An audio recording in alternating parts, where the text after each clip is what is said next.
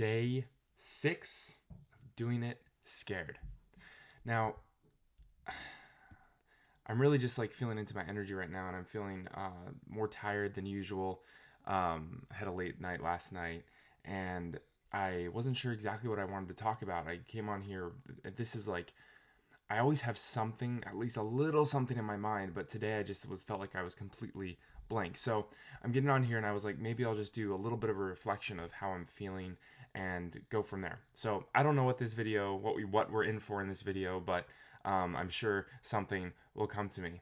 It's really interesting. The idea of more just came to my mind, and I think about a lot of my life. I've always wanted more, and I've never really defined what that meant or what that means or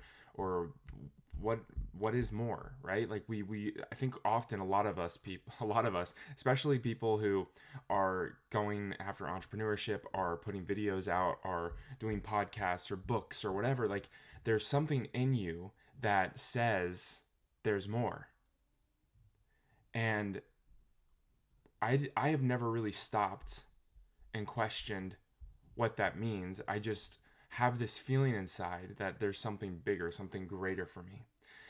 This reminds me of the other night, actually. I made burgers for my family, and my kids. They're so beautiful. They're so wonderful. I have 3 kids, and what they do is they get so excited about everything. So I told him probably around lunchtime that I'm going to make burgers tonight. And my son goes, "Yes, Dad's famous burgers," or Dad's world's famous burgers. And it's funny because, I've never called them that. I've never talked about burgers that way. We have burgers, every once in a while. And I grill burgers every once in a while. And it's interesting that my kids do such a great job at creating more out of seemingly nothing. And another that reminds me of more stories about my kids and their ability to stop and observe things. And I'm thinking about just going outside in our backyard, and when they see a tree, when they see a leaf, when they see a bug or a bird, they're enthralled by it. They're fascinated by those small things, or the things that we call small, because we've gotten used to them. As adults, as you grow up, you get used to all these things that we call mundane, but they're really miraculous. Like, you look at a leaf and its complex structure, all the veins going through it. I don't know anything really about leaves, but when you look at it, it's this incredible structure. And when you look at a blade of grass, it's this incredible structure. When you look at a cricket or a frog or a lizard, and you start to see these, you start to look at these things through child's eyes, you can become more fascinated with them. And I think that's something that my kids do a really good job at, is they find more in the things that we call mundane. So even though I feel like, oh, I want more, I want bigger, I want better, I want whatever it is, there's still more that can be found right where you're at. And I think that's what it's actually about. It's finding the more in what you have. It's finding the more in the everyday. So when you wake up and you have a cup of coffee, I use coffee as analogies and stories all the time. I used to own a coffee shop, and it's a big part of my life. But when you wake up and you sit and you make a really good cup of coffee, I love doing pour-overs, and I love the aromas coming out. I love freshly grinding coffee. I love roasting coffee, like the whole 9 yards. So I love picking the beans and figuring out where they come from. And when you like really look at the whole process of how coffee is made, and it doesn't have to be coffee, it can be anything, right? It can be the phone, the technologies that we have, like it can be anything. But when you look at how coffee is made, I'll use coffee as an example, as far as finding more in the mundane. So when you look at coffee, we look at it as this brown liquid drink, and it's like, oh, it gives us energy.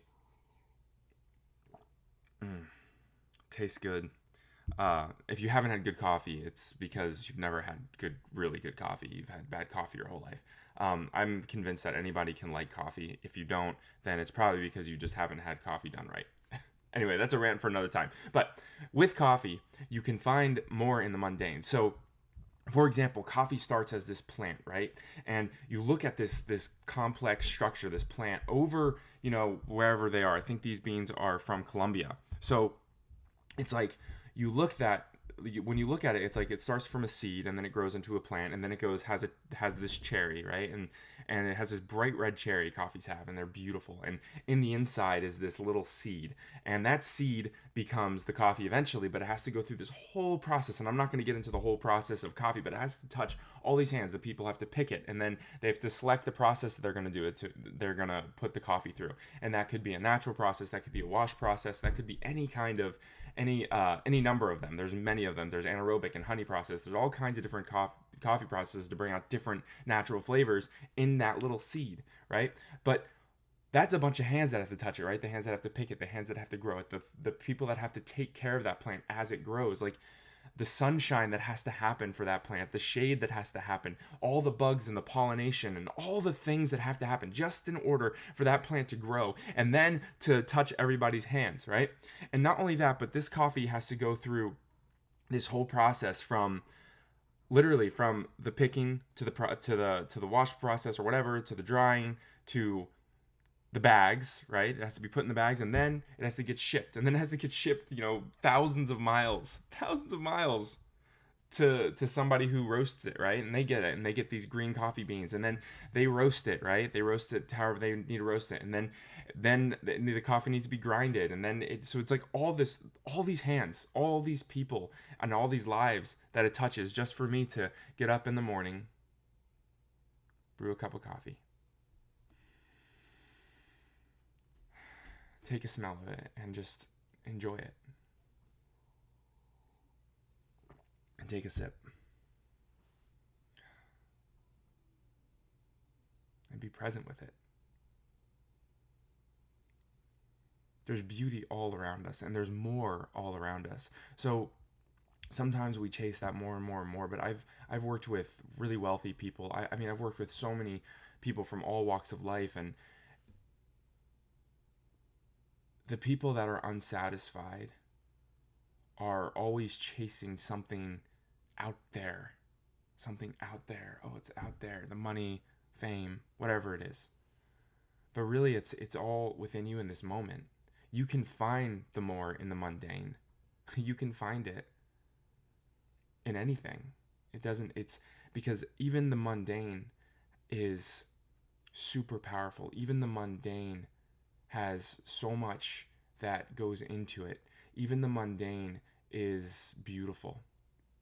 And I think that's probably the best message I can give you today, is that, and it's from my kids, that you can find beauty and excitement and energy in anything. And if you're struggling, like if you're home and you're watching this and you're like, man, yeah, I get it, but I'm just feeling really down today. Okay, I get it. Well, if you have the opportunity to walk outside and just look at a tree, just look at all the life in a tree, from the ants to the bark to the leaves to the birds, and maybe it's winter where you are and you can see the ground, or you can see snow. I don't know. There's plenty of stuff, right? Or water, man. You can look at water and be like, whoa, what had to happen to get this to me? What had to happen to get water in my hand that I can drink this? It's insane. It's insane, all the things that go into it that we just take for granted all the time. And we sit here and we say, oh, I want more, I want more, I want more. And we don't even define it. And it's funny because I was going to go into defining what more is, which I think is still important. I think you have to sit down and you have to write that down and define what more is. But I think it's more about finding the more in the mundane. And I keep saying that because that's just like, that's hitting with me. That feels right. I think often we want to be something special, and to start, if you want to be something special, you have to find the beauty in the now. You have to find the beauty in the presence. You have to find the beauty in yourself. And it can be difficult to do. I know. It's taken my whole life to still try to figure this out. I have stacks of books. You can see stacks of books back there, but I have stacks of books up in front of me. There's books everywhere. Because I've been searching for this answer of more, for this answer of what does that look like? How can I be content in this while striving for something better? And I'm not saying don't strive for more money. I'm not saying don't strive for more fame. I'm not saying don't strive to do something great in the world. But I think before you do that, you just have to sit and you have to be in awe of everything that's around you. You have to be in awe of the simple. You have to be in awe of the flowers. You have to be in awe of the trees. You have to be in awe of the coffee. You have to be in awe of the water. So, the message today is finding more in the mundane, in the simple, in the present. And I'll leave you with this. I am grateful for you. I am grateful for this life I have. And though sometimes that doesn't feel true, sometimes that sits a little bit like, oh, but Luke, you want to live somewhere else, you want to be something else, you want to blah blah blah, all the stuff, right? But it's like when I sit here and I realize what I have and the beauty that's all around me, I can't help but to be filled with light and love and joy. So take a moment, just a brief moment, and ask yourself, what can I find? How can I find more in the mundane that's around me? And I think it'll be simpler than you think. And after that, if you want to, sit down and journal what more is.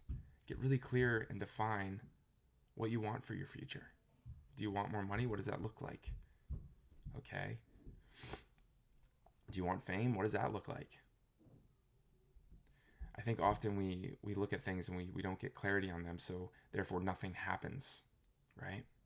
And I don't think clarity is really important, but I think you can act without clarity, like I'm doing now. I'm acting without clarity. The only clarity that I really have is that I know that there's something in me that says I'm going to help people, and I have helped people, and that excites me. So my more is helping people, and I think this is one of the ways I do that. So yeah, go sit down and maybe just journal about what is more. Just answer that question. What is more to you? What is it? Because if you don't define it, if you're not sure what that more is, then you'll never get there.